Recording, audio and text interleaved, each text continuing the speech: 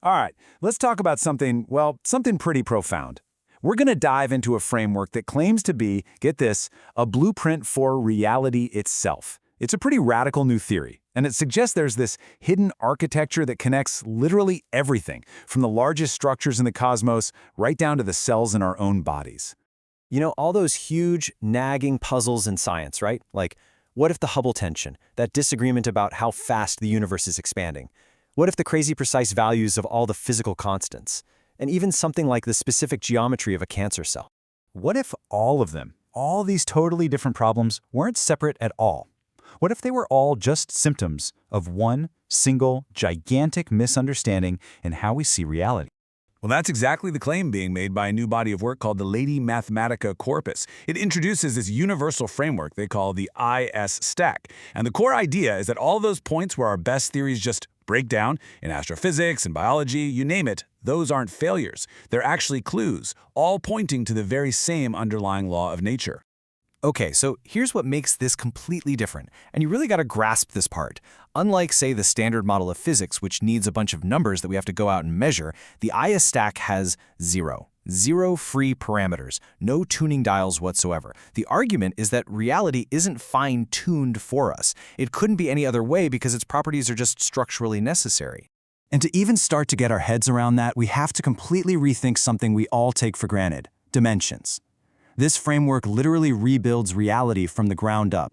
So in this model, forget thinking about dimensions as just x, y, and z on a graph. Nope. Here, they're a sequence, a kind of structural journey. It all starts with 0D position, just a point, right? That point then gives way to 1D perspective, which is all about potential.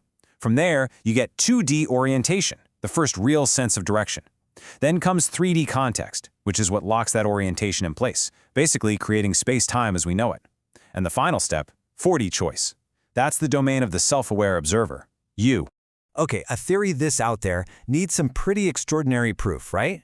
Well, this is where it gets really good, because the IS stack makes a prediction that is just shockingly precise, and more importantly, it's testable. It all starts with a concept they call between collapse. Think of it as the fundamental engine of reality.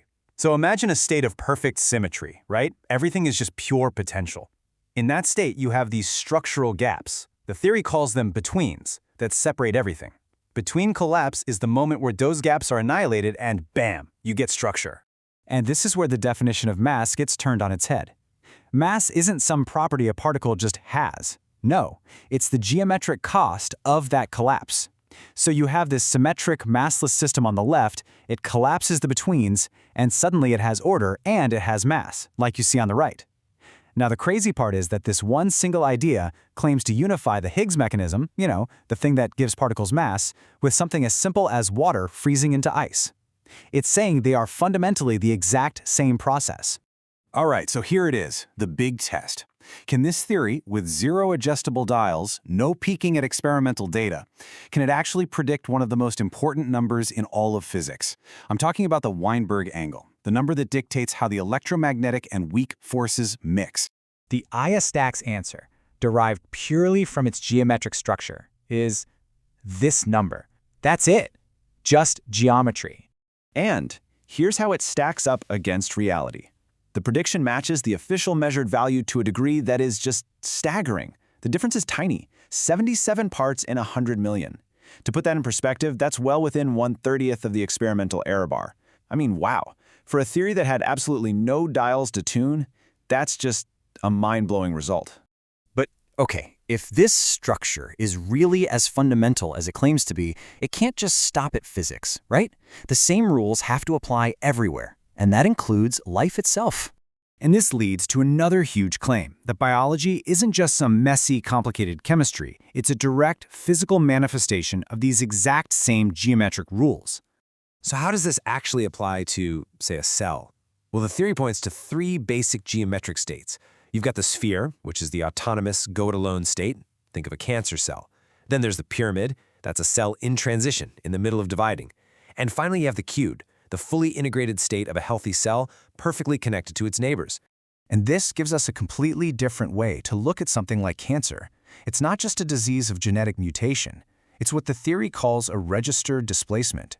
It's a geometric error. A healthy cube cell loses its connection to the whole system, and it reverts back to being an independent sphere. It basically just forgets its job. So, if this architecture can describe particle physics and the behavior of cells, what does it say about the biggest picture, about reality itself? And where do we, the observers, fit in? Well, according to the IS stack, the basic shape of reality is a torus, like a donut. And get this, in this model, the conscious observer, you, me, we aren't things inside the universe. Consciousness is the self-aware boundary of the torus. It's the very seam that separates the empty void in the middle from the entire universe on the outside. So, when you take it all in, what this framework is really proposing isn't just a new batch of answers. It's a completely new way of asking the questions. It's a new way of seeing everything. You know all those things we think of as hard limits to our knowledge? Things like Gödel's theorems in math or singularities in black holes. This theory reframes them. They're not dead ends. They're not brick walls. They're actually apertures. They're openings to an even deeper, more organized level of reality. And that brings us to maybe the most provocative message in this whole thing.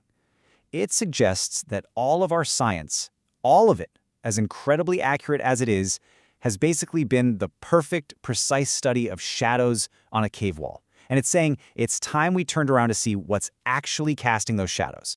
Which, of course, leaves us with the biggest question of all. If our entire universe of knowledge is just the shadow, what is the object casting it?